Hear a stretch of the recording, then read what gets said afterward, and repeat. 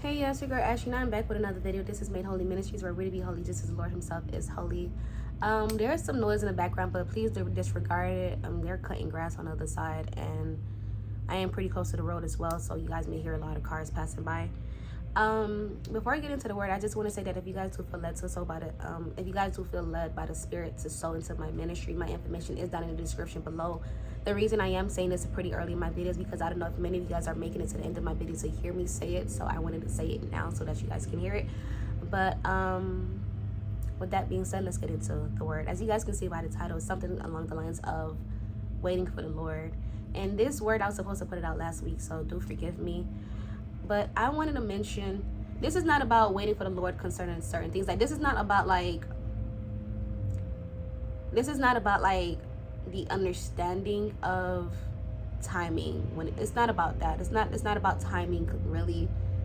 But I want to say, Holy Spirit, have your way. But I want to say that waiting for God to do certain things is not easy. The other day I was in the book of Psalms, and I noticed, I believe that the Lord purposely highlighted it to me because I noticed that the book of Psalms mentioned waiting for the Lord very constantly. Like, it's always mentioning wait for the Lord, wait for the Lord, wait for the Lord, wait for the Lord, let your heart take courage and wait for the Lord. And I'm just like, why does, like, I noticed that the Bible says wait for the Lord confident. I don't know if God was just trying to tell me something at the moment, but hey, I picked up on it and we're here, okay? And so I just want to reiterate the fact that it's not easy waiting for God. Like, it generally does take strength and courage to wait on the things of God, to wait on the timing of God, to wait patiently for God to move in our lives concerning whatever we're waiting on Him to do. It even takes courage to wait on certain things, like certain answers, certain breakthroughs, certain miracle signs and wonders, certain blessings. It takes courage, and whatever you're waiting on the Lord to do, it takes a lot of strength and courage, because it's not easy to wait on God. And a lot of us know this.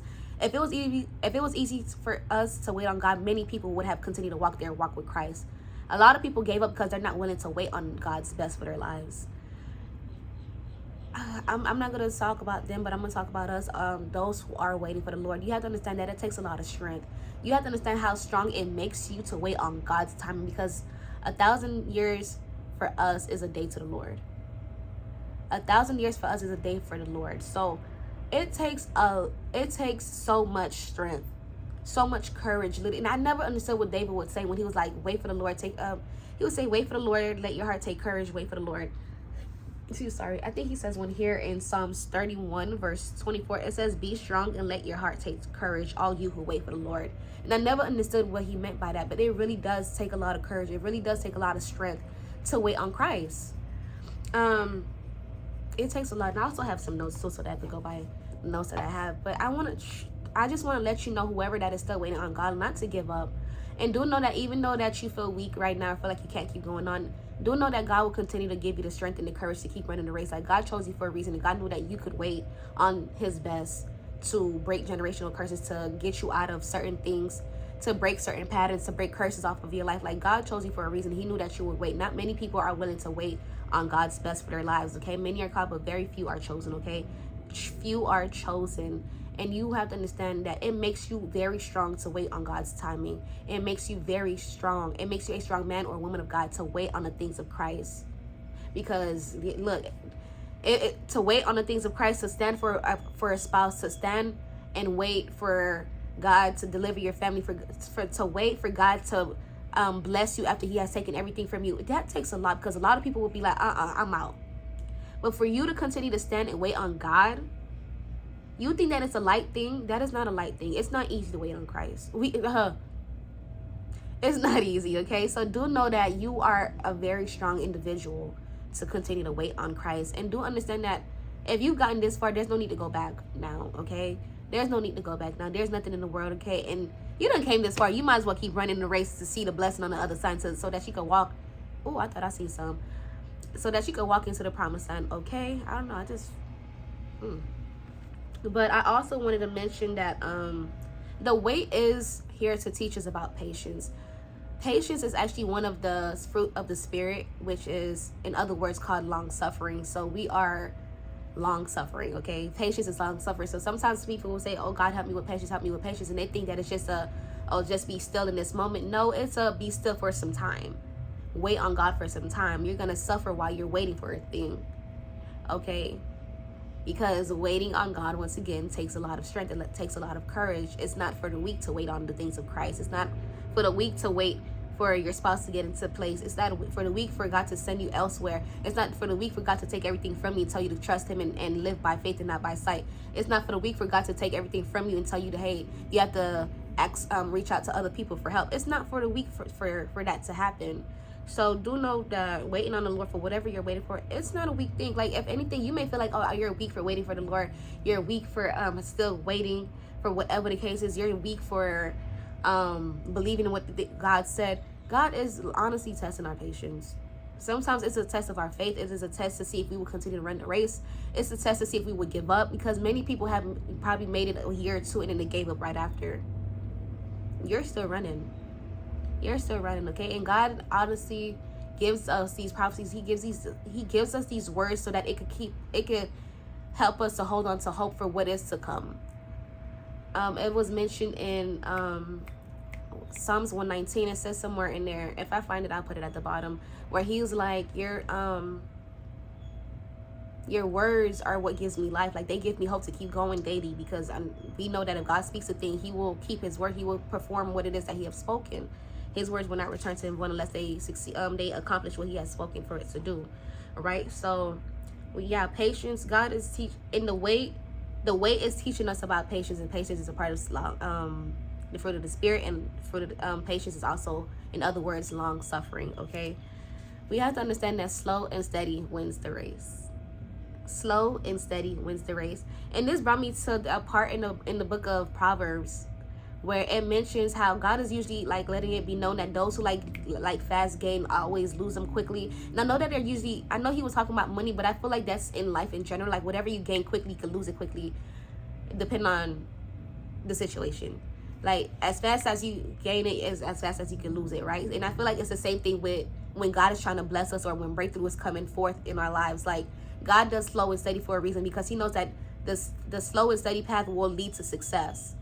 Whatever you gain, because you're learning a lot as you get to that place. But if you're quickly going from point A to Z and you haven't gone through the rest of the alphabets, you feel me? You haven't really learned anything or unlearned anything. So you're going to get all that success just for you to fumble.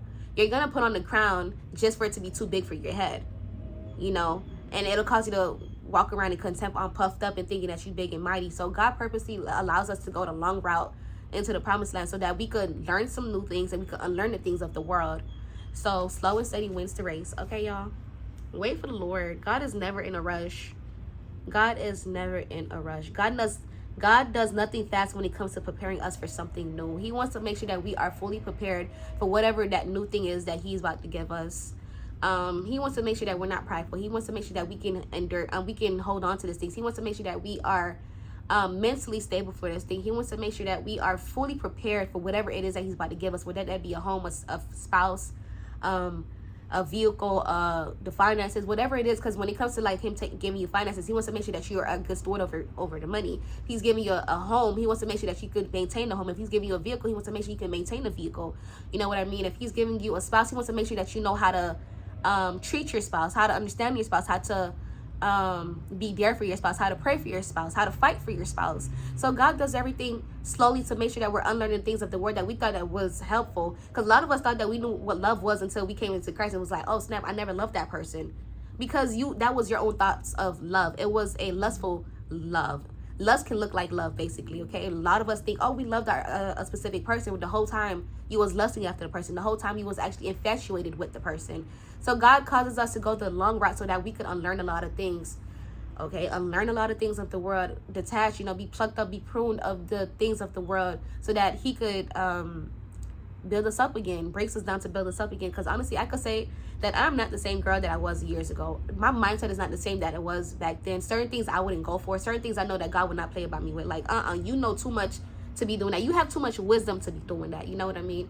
But yes, that is the purpose of taking us the long route, so it could teach us things, and to cause us to unlearn some things, and also to help build our endurance, help build our patience, and honestly, so that we could continue to grow with Christ, and that when we go through the suffering that we've gone through, which is the long suffering, the patience, we understand that nobody but God got us through our situation, so that when we do get to the promised land, when we do get through the breakthrough, when we do get whatever we've been waiting for God for, that we will not forget God. That we will not forget God and what he's done, knowing that he's ordered our steps. He's been in our situation the whole time. He's went before us several times. He's made a way we lack no good thing. No, X, Y, and Z. That we will be able to remember God. That we won't forget God in the promised land. Because so many people, they will suffer genuinely. They will suffer. They'll go through a lot, and then they'll receive the promises of the Lord, and then they'll be like, you know what? I'm done. I got what I needed. I'm out. I'm up now. It's going to be stuck there, okay? I'm not going back. And that's the purpose of God doing certain things with us, okay? But not a lot of people are willing to stand and wait for the things of Christ, okay? Not many, okay? Not many are willing to wait, okay? Do not move before God. God's timing isn't the same as ours. I'm just reading my notes, guys. Oh, David had also mentioned, I'm about to wrap this up, but David had also mentioned, he said, my times are in your hands.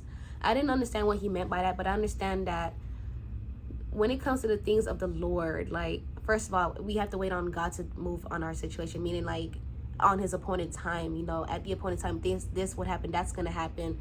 I had mentioned, actually, I probably didn't mention in this video, but we have to understand that time has its own job to do. Time will not release anything before its time.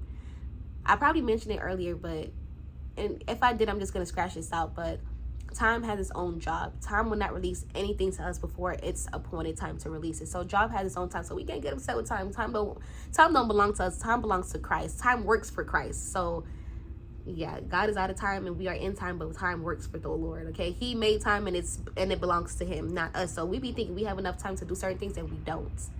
We need to get it together. I need to get it together, because this word was supposed to be out last week, and I'm recording it today and putting it out maybe tomorrow. I don't know, but okay. But the Lord is our help and our deliverer. He will not delay. So waiting on the Lord is our best choice, honestly. Like I had said earlier, even if you don't want to wait on the things of Christ, if you try to go do things on your own understanding, and then you're like, okay, look, like this is not producing no fruit, like this is not going nowhere, or you thought that the door was open and you walked into a door that was open but walked right into a brick wall, you're going to want to go back to Christ. And what you're going to find out is that when you go back to Christ, you still have to wait for your promised land. You going on your own limb, you going on your own understanding is only delaying your situation. So why veer off when you're going to have to come back and wait even longer, okay? But I just wanted to tell somebody, wait for the Lord.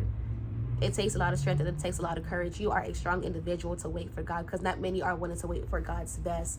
And if you made it this far, continue to run the race. God will continue to give you the endurance. God will give you the encouragement. God will continue to give you the perseverance to keep running, okay? He will continue to encourage you. I know he's encouraged me time and time again, like, just keep going, like, keep going.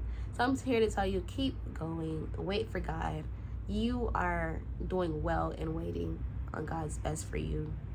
I love you guys, but the Lord loves you guys so much more. Bye.